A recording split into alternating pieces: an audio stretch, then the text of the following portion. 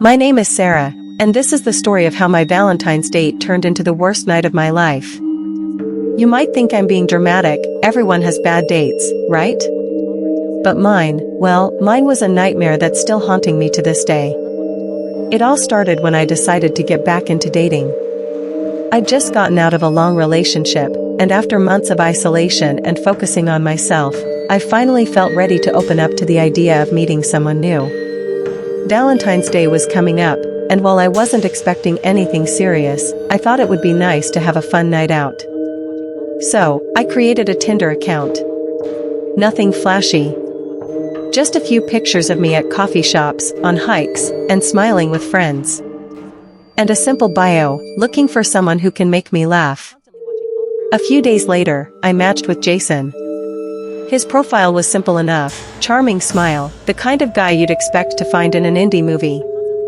We swapped a few messages about our favorite music, books, and our dislike of the commercialized version of Valentine's Day. We hit it off right away.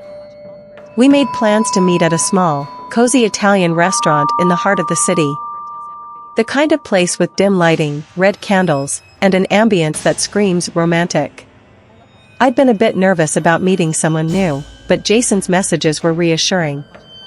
He seemed sweet, attentive, and even a little mysterious in a charming way. No red flags. That is, until the night of the date. I arrived at the restaurant early, already a little anxious.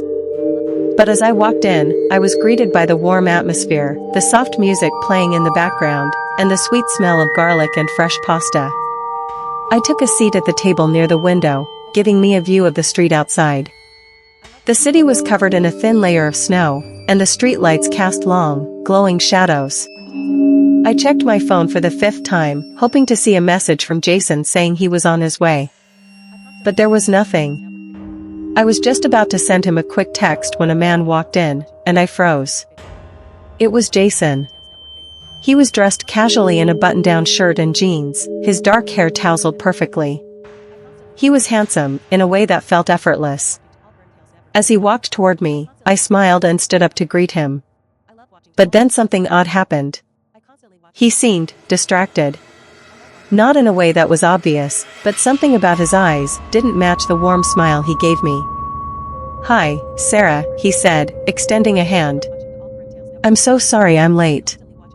I shook his hand, noting the strange firmness of his grip. "No worries at all. I just got here." He smiled again, but it seemed off. There was something rehearsed about it, like he was trying a little too hard to appear normal. I brushed it off. Maybe he was just nervous. We sat down and ordered wine.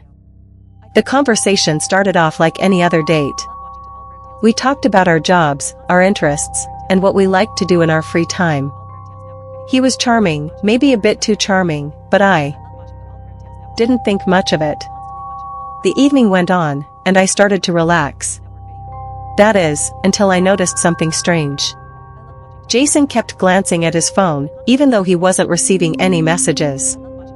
I'd catch him staring at the screen with furrowed brows, as if he were waiting for something, or someone. Every time I looked away, he'd quickly swipe the screen, like he didn't want me to notice. I tried to ignore it, but my gut was telling me something wasn't right.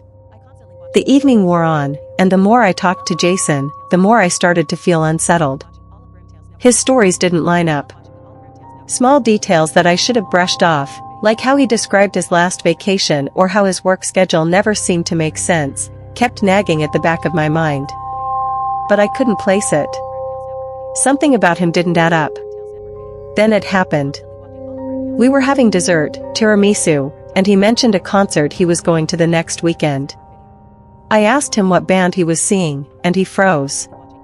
For a long moment, his face went blank, and he stared at me with wide eyes. He cleared his throat, looking around as if he were trying to remember something. Never mind, he said quickly. "It's not important." I raised an eyebrow. "Okay." The moment passed, but it stayed with me. Why had he hesitated? And why was he acting so strange all of a sudden? It wasn't until I excused myself to go to the restroom that I realized something was very wrong. I walked past a mirror, glancing at my reflection as I checked my makeup. And then it hit me. Jason was still watching me. I don't know why it took me so long to realize it, but when I looked out into the restaurant from the restroom mirror, I saw him.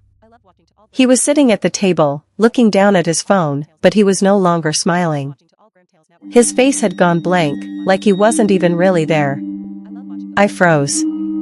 I shouldn't have been looking at him through the mirror, but something inside me urged me to watch. And then, in that moment, I noticed it, the small detail that chilled me to the core. There was another man at the far side of the restaurant, in a dark corner near the back exit. He wasn't looking at me, but he was looking directly at Jason. His eyes were cold, like he knew something I didn't. He had the same hair, the same eyes, everything. But his face was older, more lined. A thin scar ran across his cheek. Jason had noticed him too. When our eyes met, I could see the terror in his eyes. And just like that, he got up and walked quickly toward the back door of the restaurant, disappearing into the shadows. My heart started to race. What was going on? I finished my dinner quickly, my appetite gone. I paid the bill and rushed outside, hoping to catch up with Jason, to understand what was happening. But as I stepped into the cold night air, I saw him, at the far end of the street, walking briskly down the sidewalk. Jason! I called, hurrying after him. He didn't stop. I chased him for several blocks, my heart pounding in my chest. I didn't know why I was chasing him. Wasn't he supposed to be the guy I'd been enjoying dinner with? But as I closed the distance between us, something inside me told me to stop. To turn back. I grabbed his arm when I was just a few feet away. Jason, wait. What's going on? He turned to face me, but this time, there was no warmth in his eyes. No friendliness. Just cold, empty spaces where I thought I saw a person. I'm sorry, he whispered. I'm not who you think I am. My breath caught in my throat as I took a step back. What are you talking about? He paused, glancing nervously behind him. I'm an imposter. And that was when it clicked. That strange feeling, the inconsistencies, the moments of hesitation, they weren't just weird little quirks. This wasn't Jason. This wasn't the man I'd been talking to all night. I'm not him, the man, the imposter, said, his voice shaking.